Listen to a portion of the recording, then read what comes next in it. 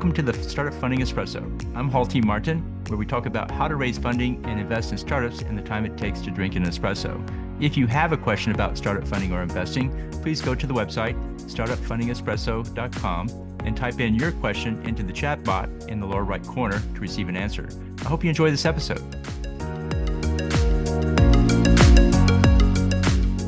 Hello, this is Hall T. Martin with the Startup Funding Espresso, your daily shot of startup funding and investing. Succession planning is a key part of running a family office. Here are some key questions to consider in planning your succession program. Do you need a succession plan? All family offices need a plan to help transition the business to the next management team. That could be a family member or someone outside the family. Succession plan in place prepares everyone for a transition.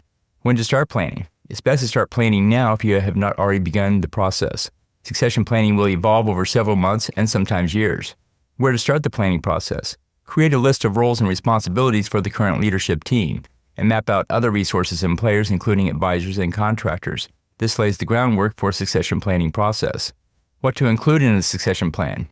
Capture the jobs to be done now and in the future. Create an emergency plan in case of a crisis. How to find a successor? The successor could come from within or outside the family. Based on the family member's interest in leading the family office and their skills, we'll determine where the next stage of leadership will come from. Consider these questions for your family office succession planning. Thank you for joining us for the Startup Funding Espresso, where we help startups and investors connect for funding. Let's go start listening to today. Hall T. Martin is the director of Investor Connect, which is a 501c3 nonprofit dedicated to the education of investors for early stage funding.